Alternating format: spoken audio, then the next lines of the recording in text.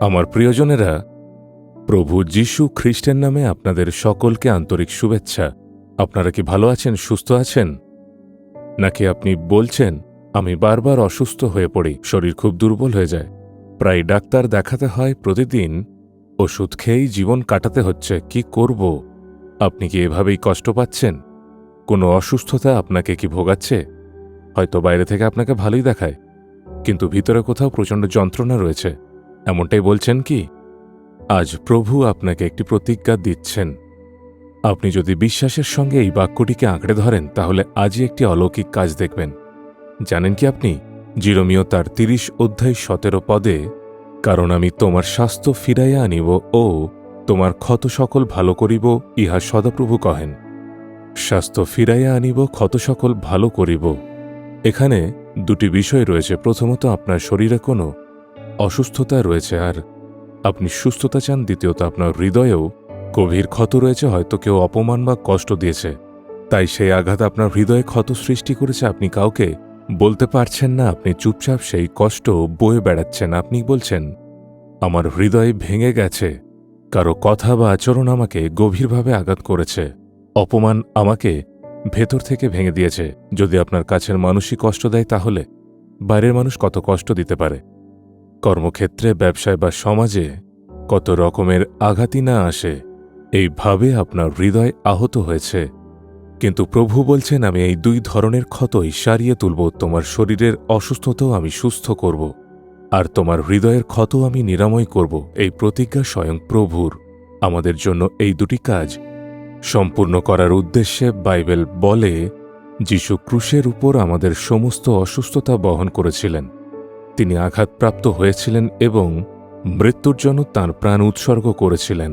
তিনি বলেছিলেন, আমার প্রাণ মৃত্যু পর্যন্ত অত্যন্ত দুঃখিত, অর্থাৎ তিনি আমাদের হৃদয়ের সমস্ত ব্যথাও নিজের উপর বহন করেছেন। আপনার যন্ত্রণা তিনি ইতিমধ্যেই ক্রুশে বহন করেছেন, তাই তিনি আপনার কষ্ট খুব ভালো করেই জানেন। যদি আপনি শুধু বিশ্বাস করে বলেন, প্রভু আমাকে সুস্থ করো, আমার হৃদয়ের ক্ষত সারিয়ে দাও আর আমার হৃদয়ের সমস্ত কষ্ট দূর করো, তাহলেই যথেষ্ট। চেন্নাইয়ের একজন ব্যবসায়ী একদিন তার সাক্ষ্য আমাকে বলেছিলেন। প্রায় 7-8 বছর ধরে তাঁর হাঁটু এতটাই নষ্ট হয়ে গিয়েছিল যে তিনি ঠিকমতো হাঁটতেই পারতেন না। দেয়াল ধরে ধরে চলতে হতো। অসুস্থতা তাকে সম্পূর্ণ ভেঙে দিয়েছিল।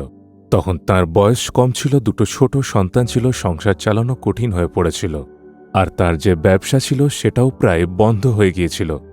ডাক্তাররা বলেছিলেন, 2 হাঁটুই সম্পূর্ণ নষ্ট হয়ে গেছে, হাঁটু প্রতিস্থাপনের অপারেশন করতে হবে, কিন্তু বয়স কম হওয়ায় সেই অস্ত্রোপচারও করা সম্ভব ছিল না।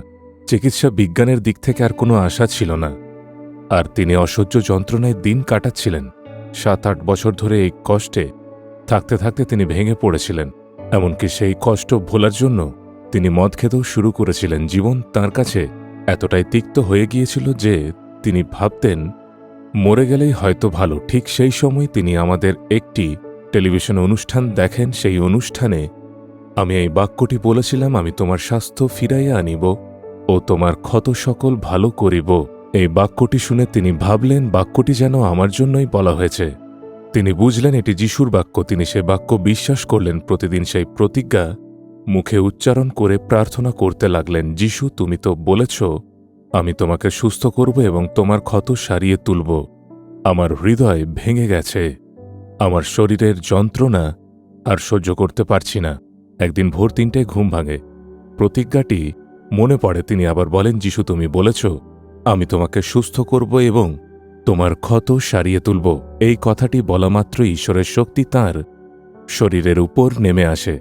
ভোর 3টার সময় সেই শক্তি তাঁকে স্পর্শ করে। মুহূর্তেই তার 2 পা সম্পূর্ণ সুস্থ হয়ে যায়। তিনি উঠে হাঁটতে শুরু করেন।